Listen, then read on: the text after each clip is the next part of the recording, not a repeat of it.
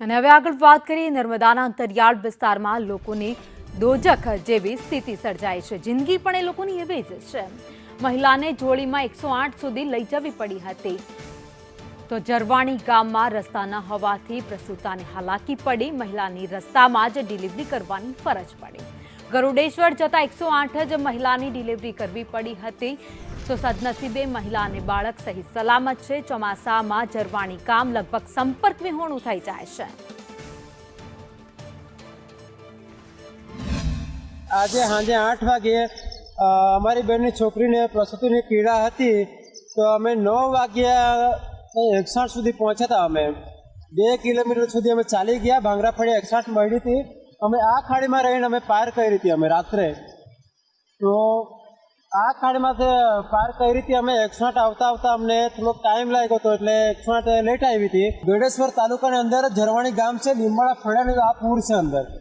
આ પૂર અમારો મેન આ પૂર છે, એટલે આ ખાડી વધારે પાણી આવી જશે તો હમણાં ઘણી બધી સ્ત્રીઓ એવી છે હાલતમાં કે જેમની પ્રસૂતિની પીડા ઉપડી એવી શક્યતા છે। તો વધારે પૂર આવી જાય તો અમે કેવી રીતે લઈ જઈશું આમાં? હવે દ્રશ્યો તમે જોઈ રહ્યા છો જે નર્મદા અને છોટાઉદેપુરના અંતરિયાળ વિસ્તારના છે, જે ગુજરાત સરકારના જે વિકાસના દાવા છે એને પોકળ સાબિત કરતા છે। કારણ કે અંતરિયાળ ગામમાં રસ્તાઓ નથી અને ચોમાસામાં જ્યારે મુશ્કેલી સર્જાય છે ત્યારે આ જ રીતે લોકોને 2 થી 3 કિલોમીટર 5 કિલોમીટર સુધી ગર્ભવતી મહિલાઓ હોય અથવા તો કોઈ બીમાર હોય વ્યક્તિને જોડીમાં નાખીને લઈ જવું પડે છે। કારણ કે ત્યાં સુધી બસ કે પછી 108 પહોંચે તેવી કોઈ જ સ્થિતિ નથી, કોઈ વ્યવસ્થા કરવામાં નથી આવી। એના કારણે લોકો હાલાકીનો સામનો કરે છે। રસ્તાના અભાવ વચ્ચે પાણીમાંથી કેટલીક વાર તો લોકોને પસાર થવું પડે છે। તો વહીવટી તંત્ર જે દાવા કરે છે કામ કર્યાના, એ વહીવટી તંત્ર આ દ્રશ્યો જોવે। કેટલી શરમજનક વાત છે કે મોટા દાવા કરો છો પરંતુ કામ તમે ગ્રાઉન્ડ લેવલ પર નથી કરતા। તો અમરસિંહ ત્યાંના સ્થાનિક અમારી સાથે જોડાઈ ગયા છે। અમરસિંહ, કેટલા સમયથી રસ્તા નથી ત્યાં?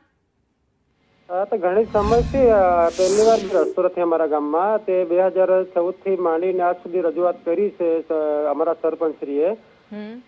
આજ દિન સુધી કોઈ એવા રસ્તા મંજૂર નથી। સાંજે અમારી બેનની છોકરીની ડિલિવરી હતી 9 વાગ્યાના ગાળામાં રાત્રે। તો એમને 2 કિલોમીટર સુધી અમે જોડીમાં લઈ ગયા હતા અમે રાત્રે। આટલા બધા ઘાસમાં આટલા બધા કઈ ખાડા કબૂચ્યા તેવા અમે 108 લગભગ 9:30 એના ગાળામાં આવી હતી 108। તો અમે 2 કિલોમીટર અમે જોડીમાં લઈ ગયા હતા। વરસાદ વખતે પાણી ભરાઈ જાય છે?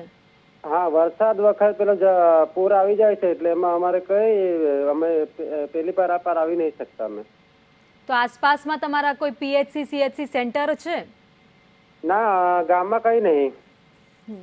ગામમાં કઈ નથી। અમારે છે ત્યાં ગડેશ્વર જવું પડે, સરકારી દવાખાનું છે ત્યાં।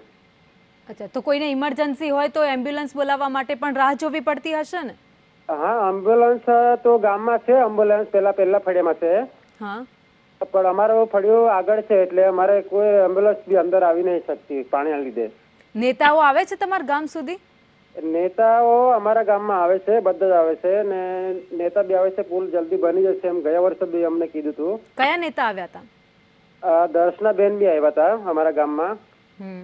દર્શનાબેન બી આવ્યા હતા, મીટિંગ કરીને ગયા હતા। તે રસ્તો કઈ બનાવી દેશે એમ, પણ આ વર્ષ સુધી કઈ બન્યું નથી। આવતા વર્ષે હવે બનશે કે ના બને એ અમને ખબર નહીં, પણ અમારે હાલાકી આ જ વેઠવી પડે છે અમારે। અમરસિંહ અમારી સાથે જોડાયા, આપનો આભાર। અને સોમાભાઈ ગામના સરપંચ છે એ અમારી સાથે જોડાયા છે। સોમભાઈ, છેલ્લા ઘણા સમયથી સ્થાનિક સાથે ત્યાંય વાત કરી, રજૂઆતો તો ઘણીવાર કરી છે પરંતુ આજ દિન સુધી એ સમસ્યાનો નિકાલ નથી આવ્યો। રસ્તા નથી, પાણી ભરાય છે, લોકો હાલાકી ઘણી ભોગવી રહ્યા છે। હાજી, નમસ્કાર સર।